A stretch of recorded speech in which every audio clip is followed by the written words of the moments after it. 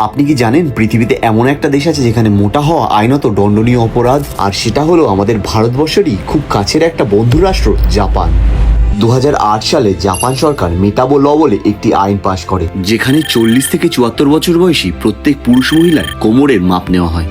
পুরুষদের কোমরের size 90 semi এবং মহিলাদের যদি 85 সেমির বেশি হয় তাহলে বাধ্যতামূলকভাবে করানো হয় সরকারি কাউন্সিলিং, দেওয়া হয় ডায়েট চার্ট আর লাইফস্টাইল কোচিং। ভাবার বিষয় হলো আমাদের দেশে যদি এই আইন থাকতো তাহলে আজকে কত মানুষকে জেলে যেতে হতো। কিন্তু মজার ব্যাপার হলো জাপানিজরা জিমে গিয়ে হাড় ভাঙা পরিশ্রম করে না। ইনফ্যাক্ট ইন্ডিয়ার তুলনায় জাপানে জিমের সংখ্যা অনেক কম। তাদের দৈনন্দিন জীবনে কোনো বিশেষ নিয়ম নেই, কিন্তু তবুও তারা ফিট থাকে। আজকের ভিডিওতে এই 9টি সহজ অভ্যাস নিয়ে আলোচনা করব।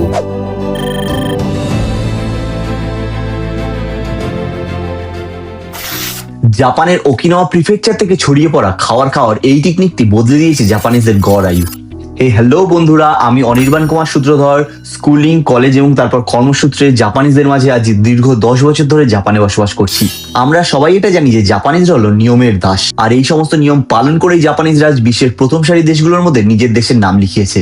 তো এই ভিডিও থেকে আমরা জাপানিজদের কিছু হেলদি হ্যাবিট সম্পর্কে জানবো এবং সেগুলোকে আমাদের নিজেদের জীবনে কিভাবে অ্যাডজাস্ট করতে পারবো সেটাও জানবো।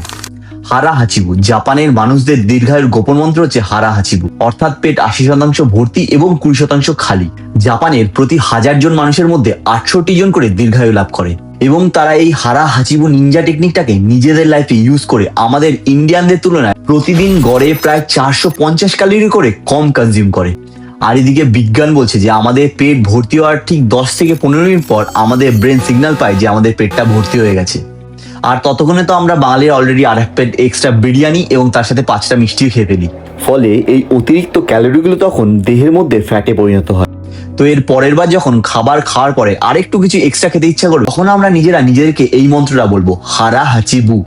আর জাপানিজরা এইভাবেই হার্ট ডিজিজ, কোলেস্ট্রল, ক্যান্সারের মতন মারাত্মক রোগগুলো থেকে নিজেদেরকে দূরে রাখে।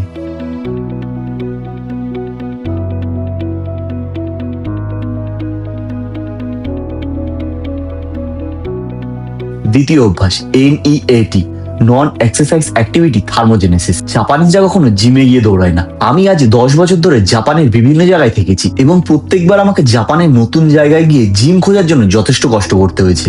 এর কারণ জাপানের মাত্র 3% মানুষ জিমে যায়। এখানে মেকানিক্যাল জিমের সংখ্যা এতই কম। টোকিওর মতন এত বড় একটা মেট্রোপলিটন সিটিতে খুঁজে দেখলেও হয়তো হাতে গুনে কয়েকটাই জিম পাওয়া যাবে। এর বদলে এখানে রয়েছে সুস্থ এবং সুন্দর প্যাডেস্ট্রিয়ান রাস্তা, যেখান দিয়ে মানুষ অনায়াসে হেঁটে যেতে পারবে। জাপানিজরা দিনে গড়ে 10,000 স্টেপ মানে 10,000 স্টেপ হাঁটে। বাজার, স্টেশন, অফিস সবকিছু হেঁটে। প্রথম আমার এসে খুব বিরক্ত লাগতো। বাড়ি থেকে বেরিয়ে কোথাও যেতে হলেই আমাকে হয় হেঁটে নয় সাইকেলে করে যেতে হতো।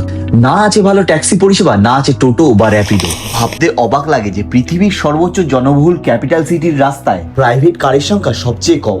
এখানকার মানুষজন লাক্সারি কারের বদলে পায়ে হাঁটতে সব থেকে বেশি স্বাচ্ছন্দ্য বোধ করে। শুরুতে ভাবতাম এটা বোধহয় জাপানিজদের বোকামো, কিন্তু পরে বুঝতে পারলাম এর পেছনের আসল কারণ কি। এইভাবে চালাকি করে জাপানিজরা পৃথিবীর অন্যান্য দেশের মানুষের তুলনায় অনেক বেশি বছর বাঁচে। টোকিওতে অফিস যদি মেট্রো স্টেশন থেকে 1-2 কিলোমিটারের মধ্যে হয় তাহলে কেউ ট্যাক্সি বা রিক্সা না নিয়ে সরাসরি পায়ে হেঁটে যায়।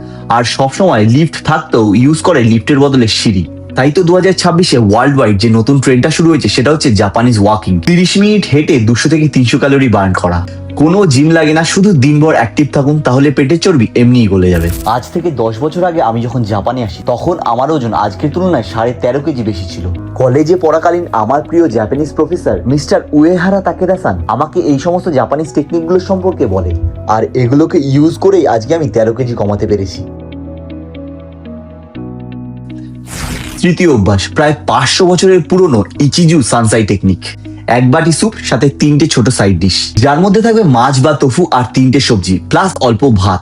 এতে কার্বোহাইড্রেট, প্রোটিন, ফাইবার, ভিটামিন সবকিছু ব্যালেন্স, আর ফলস্বরূপ পুষ্টিপূর্ণ, ক্যালোরি কম। জাপানিজদের একটা বড় অংশ কিন্তু বাইরের খাবারের উপরে নির্ভরশীল। জাপানে কোনবিনি, সুপারমার্কেট আর রেস্টুরেন্টে উচ্চ পুষ্টিগুণ সম্পন্ন টাটকা খাবার পাওয়া যায়। তাই ব্যস্ততার মাঝে জাপানিজরা বাইরের খাবারের উপরেই বেশি নির্ভর করে। আর জাপানিজরা এইভাবেই সারাদিন এনার্জি পায়, অথচ কোনো রকম ক্যালোরিও বাড়ে না।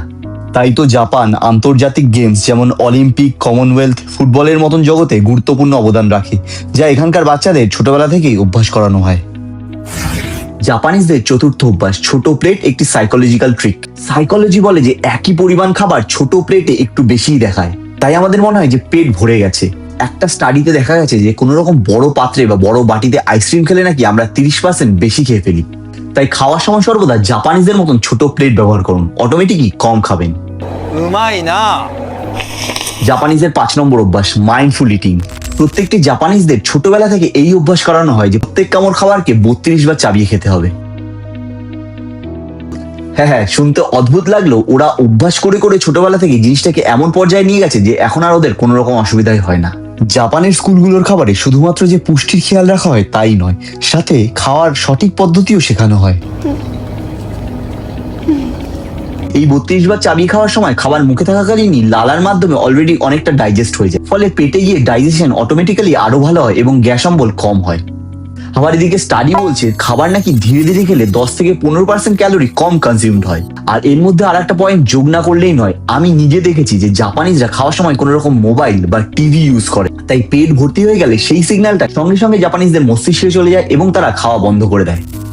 একটা সুস্থ সমাজ কি খাচ্ছে এবং তার সাথে কিভাবে খাচ্ছে সেটির সঠিক নিয়ম এই ব্যস্ত যুগে দাঁড়িয়েও জাপানিজরা অক্ষরে অক্ষরে পালন করে পৃথিবীর অন্যান্য দেশের কাছে নজির গড়ে তুলেছে। আর এদিকে আমাদের চোখের সামনে টিভি বা মোবাইল না চললে আমাদের তো খাওয়াই কমপ্লিট হয় না।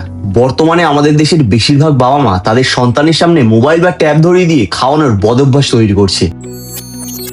ষষ্ঠ অভ্যাস, তরল ক্যালোরি। কোল্ড ড্রিঙ্কস অথবা চা কফিতে চিনি একেবারে বন্ধ, পরিবর্তে প্রতিদিন 2-3 কাপের বেশি গ্রিন টি কনজিউম করে প্রত্যেকটা জাপানিজ। গ্রিন টি এখন জাপানের কালচারে পরিণত হয়েছে। আর্টিফিশিয়াল কোল্ড ড্রিঙ্কের বদলে দৈনন্দিন জীবনে গ্রিন টিকেই প্রাধান্য দেয়। আর এটিই তাদের দীর্ঘায়ু, কম ফ্যাট এবং সুস্বাস্থ্যের অন্যতম রহস্য। একটা স্টাডি অনুযায়ী জাপানে গ্রিন টি কনজিউম করার পর মৃত্যুর ঝুঁকি অনেকাংশে কমে গেছে। এর ফলে হার্ট ডিজিজ অথবা শ্বাসযন্ত্রের রোগে মৃত্যুর সংখ্যা অনেক কমে গেছে। একটা ইন্টারেস্টিং ফ্যাক্ট হলো আমাদের দেশে ছোট বাচ্চাদের চা খাওয়া থেকে বারণ করা হলেও জাপানে কিন্তু অল্প বয়স থেকেই গ্রিন টি খাওয়ানোর অভ্যাস করানো হয়। তাই অল্প বয়স থেকেই জাপানিজদের শরীরে ফ্যাট জমার পরিমাণ 27% কমে যায়। 2005-এ জাপানিজ কিশোরদের ওপর একটি ডবল ব্লাইন্ড স্টাডি করা হয়, যেটা পুরো 12 সপ্তাহ ধরে চলে এবং তাদের প্রত্যেককে 690 গ্রাম করে ক্যাটানিন সমৃদ্ধ গ্রিন টি দেওয়া হয়। এবং এই স্টাডির ফল সবাইকে পুরো চমকে দেয়। শরীরের ওজন, বিএমআই, কোমরের ফ্যাট, অন্যান্য সমস্ত রকম ফ্যাট, সাথে সাবকিউটেনিয়াস ফ্যাটও উল্লেখযোগ্য পরিমাণে কমে যায়। এই নিউজটা যবে থেকে আমি পড়েছি তারপর থেকে আমি আমার নিজের বাড়ি স্ট্রং জাপানিজ গ্রিন টি রাখি এবং প্রতিদিন নিয়ম করে 2 কাপ খাই। আর সব থেকে ভালো বিষয় হলো জাঙ্ক ফুডের বদলে জাপানের বিভিন্ন জায়গায় গ্রিন টির ভেন্ডারিং মেশিন বসানো থাকে, যাতে করে এই হেলদি ড্রিঙ্কটা মানুষের কাছে আরো বেশি সহজলভ্য হয়ে যায়। খেতে একটু তিতকুটে হলেও এর অ্যান্টিঅক্সিডেন্ট যথেষ্ট সতেজ রাখে। সপ্তম টেকনিক, ফরমেন্টেড ফুড। মিসো, নাত্তো এগুলো জাপানিজদের প্রত্যেক দিনের খাবারে খুবই গুরুত্বপূর্ণ অংশ। এগুলো সরাসরি গাট মাইক্রোবায়োম ঠিক করে। নাত্তো সরাসরি ফর্মিকিউটেড ব্যাকটেরিয়া কমিয়ে ব্যাকটেরয়েডকে বাড়িয়ে দেয়, যা ফ্যাট স্টোরেজকে অনেকাংশে কমিয়ে দেয়। এই খাবারগুলোর নাম ইন্ডিয়ানদের মাথার ওপর দিয়ে গেলেও আমাদের দেশে কিন্তু এই ধরনের খাবারের অভাব নেই। যেমন দই বা আচার, এগুলো কিন্তু আমাদের দেশীয় ফরমেন্টেড ফুড। এগুলোকে প্রতিদিনের খাবারে অবশ্যই খান। গাট হেলথ ভালো হলে ওজন নিয়ন্ত্রণ করাও খুবই সহজ হয়ে যায়।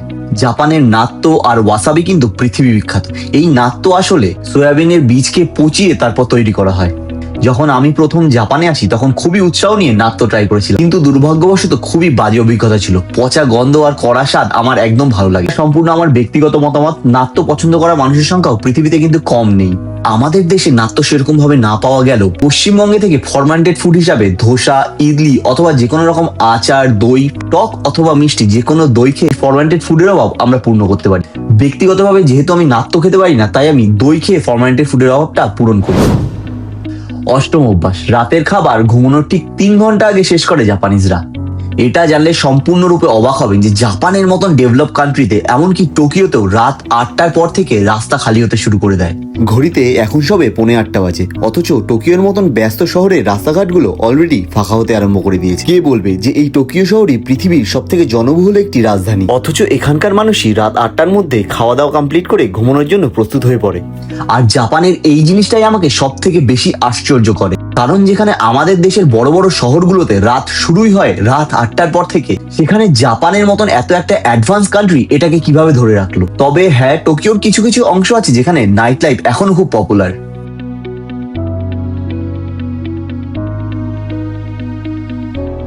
2026-এর নতুন স্টাডি বলছে রাতে ঘুমানোর অন্তত 3 ঘন্টা আগে খাবার খেলে blood pressure, heart rate, insulin sensitivity অনেক উন্নত হয়। তার সাথে সার্কাডিয়াম রিদমও ঠিক থাকে। রাতে স্ন্যাকিং বন্ধ করার এই ভালো অভ্যাসটা জাপানিজরা কিন্তু বহু যুগ আগে থেকে পালন করে আসছে। জাপানিজরা তাদের কাজ নিয়ে যতটা সিরিয়াস, ঠিক ততটাই সিরিয়াস তাদের রাতের খাওয়া দাওয়া নিয়ে।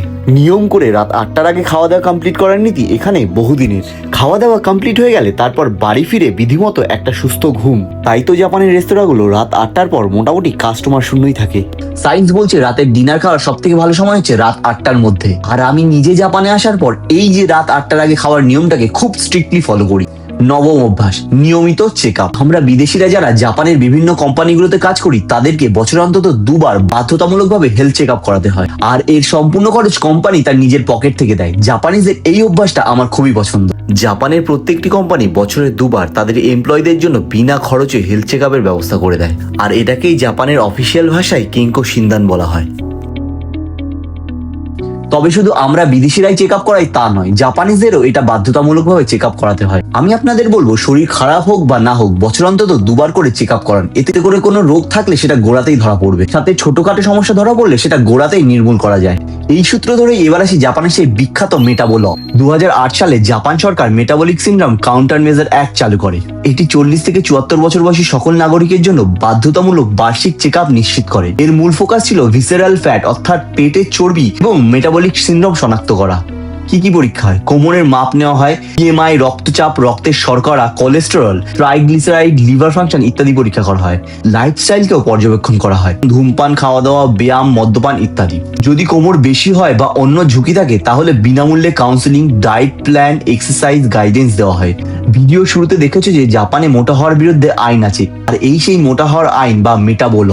ব্যক্তিকে জরিমানা করা হয় না, কিন্তু কোম্পানি বা লোকাল গভর্নমেন্টকে জবাবদিহি করতে হয়। কোনো নাগরিক যদি এই চেক আপ না করায় তাহলে সে যে কোম্পানিতে কাজ করছে সেই কোম্পানি তার বিরুদ্ধে পদক্ষেপ নিতে পারে। জাপানের স্পেসিফিক হেলথ চেক আপস প্রোগ্রামে অংশগ্রহণকারীদের মধ্যে ডায়াবেটিস ও হাইপার টেনশনের নতুন কেস 9.8% কমে গেছে। নিয়মিত চেক আপ করলে হার্ট ডিজিজ, স্ট্রোক, লাইফস্টাইল রোগের মতন ঝুঁকি কমে। জাপানের গড় আয়ু বিশ্বের মধ্যে সবচেয়ে বেশি, পুরুষদের 81 বছর এবং মহিলাদের 87 বছর। এবার তোমাদের দেবো কিছু বোনাস টিপ। জাপানিজরা ওয়াশোকো ডায়েট ফলো করে, যেটা ইউনেস্কো হেরিটেজের অংশ। অর্থাৎ জাপানের স্থানীয় মৌসুমী খাবার, সিজনাল ভ্যারাইটি, মডারেটেড খাবার। স্কুলের লাঞ্চেও এই নিয়মই থাকে। আমাদের দেশের মতন জাপানের স্কুলে শুধুমাত্র ডিম ভাতই থাকে না, থাকে বিভিন্ন রকম ফলও। স্বাস্থ্যই যে সম্পদ, এটা জাপানিজরা জন্ম থেকে শিখে যায়। আপনারাও সহজে এগুলো করতেই পারেন। বাজার থেকে ছোট প্লেট কেনা, পরিমাণে কম খাওয়া, ফ্রেশ এবং ভালো খাবার খাওয়া, হাঁটাচলা করা, নর্মাল এক্সারসাইজ করা। হাঁটার রাস্তার কিন্তু অভাব নেই আমাদের দেশে। তো শুরু করুন আজ থেকেই। প্রথমে 5-6 দিন একটু অসুবিধা হলেও অভ্যাস করিলে ফল অবশ্যই পাবেন। আর 1 মাস পরে দেখবেন পেটের চর্বি কমে গেছে, এনার্জি বেড়ে গেছে। এর মধ্যে কোন অভ্যাসটা আপনি প্রথমে ট্রাই করতে চাইছেন সেটা কমেন্টে অবশ্যই জানান। আর এই ভিডিওটাকে লাইক ও শেয়ার করে দিন। সুস্থ থাকুন, সুস্থ রাখুন। আর ভিডিওটা যদি ভালো লেগে থাকে চ্যানেলটা অবশ্যই সাবস্ক্রাইব করে দিন। ধন্যবাদ। জয় হিন্দ।